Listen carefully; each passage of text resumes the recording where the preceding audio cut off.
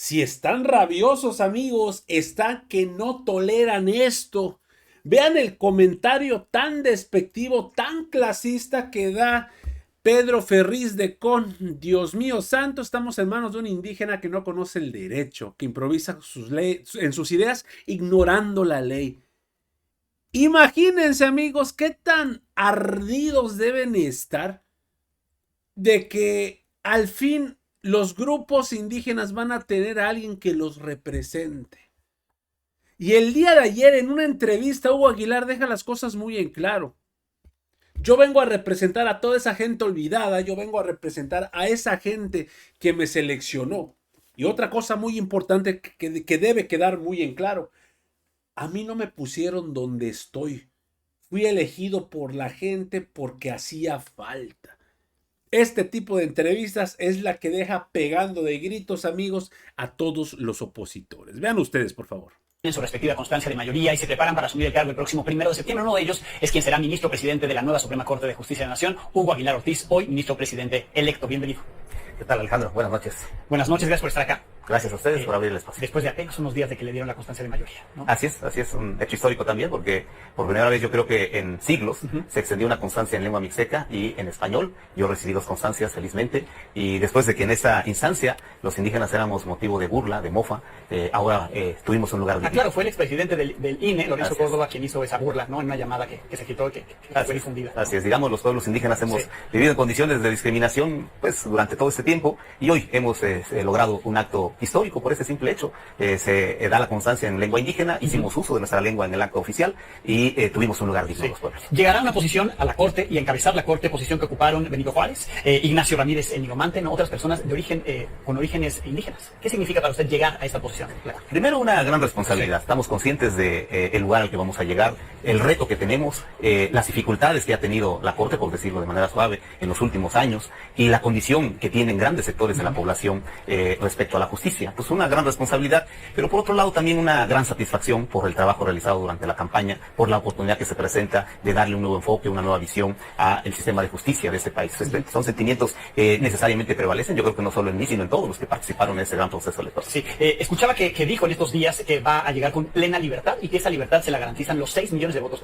Así es, yo puedo decirte que durante la campaña no logré votos haciendo compromisos con algún grupo, alguna agrupación, sindicato, poder político, líder. Yo llego con los votos que la ciudadanía depositó el día 1 de junio. No tengo más compromiso que con ellos, con la Constitución, con el marco jurídico, con garantizar certeza para todos, porque este para mí es el objetivo central, y hay un sector de la población que cuenta con los recursos suficientes para contratar un abogado calificado o un despacho de abogados, y ellos seguirán llegando a la Corte y se les va a administrar justicia siempre que tengan la razón. Pero hay otro sector que no tiene estas condiciones y para los cuales pues, el sistema de justicia no ha existido, y vamos a equilibrar ahora la condición de estos sectores sociales tradicionalmente excluidos para que accedan a la justicia. Vamos a tomar medidas para que estos sectores alcancen la justicia como lo han demandado durante mucho tiempo. ¿Quién lo puso en esos acordeones? Apareció usted en esa primera posición y llegó usted en primera posición con los votos, obviamente, quien fue a votar. Yo lo que te puedo decir es que el proceso electoral fue muy complejo. El día de la elección yo tuve que hacer mi acordeón. Sí. Yo me había concentrado en la elección de ministros, no había revisado todos los candidatos que había para los otros cargos. Ya cuando fui a encarar la urna me llevé 40 minutos para hacerlo y vi necesario hacerlo para no tener que perder tiempo en el lugar.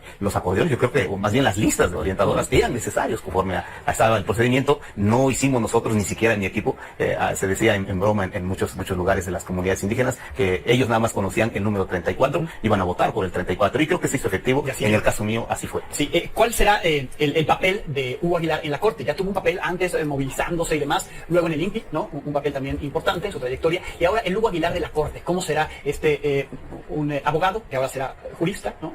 ¿Cuál será el papel? ¿Qué papel quiere jugar? Pues voy a ser el que haga el enlace entre los 9 ministros para que tomemos decisiones trascendentes. Estamos ya conversando con ellos, creo que hay una coincidencia en el objetivo central que tenemos en esa nueva configuración de la Suprema Corte de Justicia de la Nación. Tenemos que ganarnos la confianza de la ciudadanía, tenemos que abrir la Corte a la ciudadanía. En todo el proceso electoral yo pude percibir que la ciudadanía no conoce qué hace el ministro, qué hace el juez, qué hacen los magistrados, y tenemos que bajar la Corte del pedestal en el que está, tenemos que hacerla accesible a todo mundo. Este va a ser una de las medidas, y en esa medida vamos a fortalecer y mejorar el sistema de justicia del país. Ese es nuestro objetivo central, que todos se sientan atendidos, que todos tengan la certeza jurídica jurídica necesaria para el funcionamiento del país. Vamos a establecer diálogo con todos, con los otros poderes también. Somos un solo México y debemos de construirlo entre todos. Diálogo, pero no con descendencia, es decir, no se permitirá cuando haya excesos. Se lo pregunto para saber es el equilibrio que desde la Corte se podrá mantener con los otros poderes. Si hay un exceso del Poder Ejecutivo, un exceso del Poder Legislativo, ¿ustedes corregirán? Sin ninguna duda, sin ninguna duda. Venga de donde venga, si las decisiones, los actos que vamos a revisar o vamos a juzgar, detrás de ellos hay corrupción, hay deshonestidad,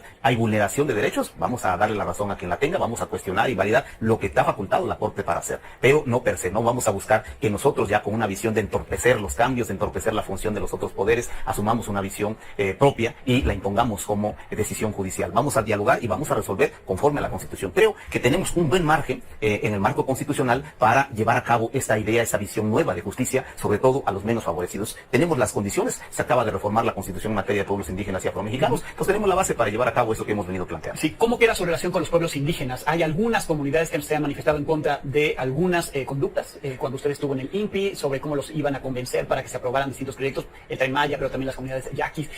¿Cómo queda su posición con estas comunidades que a lo mejor quedaron tocadas, no ciertos integrantes de ellas? Sí, yo creo que esto último es lo que ha ocurrido. Sí. Hay ciertos integrantes de pueblos indígenas que tienen una opinión negativa, pero yo quiero aprovechar para precisar lo que estás planteando. Sí. Se me acusa de un conjunto de cosas que desafortunadamente no tengo una capacidad para imponer, para convencer, para comprar, para modificar voluntades. Lo que me tocó a mí hacer en el proceso de consulta del Tren Maya es aplicar un estándar internacional. El derecho de consulta no está reconocido en la Constitución Federal, está reconocido en el artículo 6 del Convenio 169 y en el artículo 19 de la Declaración Universal de Derechos de los Pueblos Indígenas. Y nunca se habían usado estos instrumentos internacionales para establecer un proceso de consulta. Entonces a mí me tocó diseñar la implementación, bajar ese estándar internacional en un caso específico. Y debo decirte que en todo el mundo no hay un caso concreto, un caso específico en el que se haya llevado un proceso de esta naturaleza.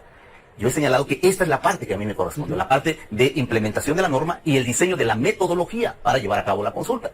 La información, todos los datos que debiera de vertirse en este proceso correspondía a otras entidades. Estuvieran bien informados y si daban el visto bueno, no a la construcción, estuviera la información correcta. Y debo decirte también otra cosa, lo que yo pude percibir, porque fui testigo de varias de estas asambleas, es que el tren ya estaba en territorio maya, ya estaba en territorio de la península. Las personas, las autoridades, el ciudadano de a pie, tenía una experiencia con el tren. Es más, pues estaban añorando que se renovara el tren, que volviera a funcionar. Yo recuerdo que en muchas de esas asambleas se pedían más estaciones en sus comunidades, o sea, en lugar de retrоспectiva como una buena obra, o sea, ¿sí ha contribuido a las comunidades indígenas de la región? Yo creo que a lo largo vamos a poder evaluar. Las comunidades aceptaron el proyecto, en la mayoría solo una asamblea fue la que estuvo dividida. No, yo diría que no, tampoco es que haya sido un no. Como ocurre en cualquier asamblea, había opiniones divididas y metodológicamente lo que correspondía es que los que decían sí convencían a los que dijeran no, y viceversa. Y ganó el sí por mayoría, no por unanimidad. En el resto de las asambleas casi fue por unanimidad. Volviendo a su proyecto al frente del Poder Judicial, al frente de la Suprema Corte, mencionaba de llevarle a la gente, acercar a la gente. La Corte ya ha mencionado la itinerancia, salir, me imagino, de Pino Suárez. ¿Esto se permite? O sea, ¿serían sesiones legales? Vamos a hacer modificaciones al reglamento, vamos a emitir acuerdos que nos den el sustento jurídico, pero no hay un impedimento. El asiento de los poderes es la Ciudad de México, pero puede funcionar en otros lugares de la República y hay problemáticas muy específicas en el norte, en el centro, en el sur, en la península, y llevando la Corte a estos lugares vamos a poner énfasis en buscar justicia a estas problemáticas. ¿Qué facultades tendrá la Corte? Porque entiendo que no solamente cambió la composición, no se renuevan los integrantes, 3 ministros que se quedan, pero por elección popular. Entiendo que hay facultades que cambian. No, digamos que lo que cambia con la reforma judicial es el método de elección y de integración del Poder Judicial. Y en términos de la Corte lo que cambia es que se eliminan las salas.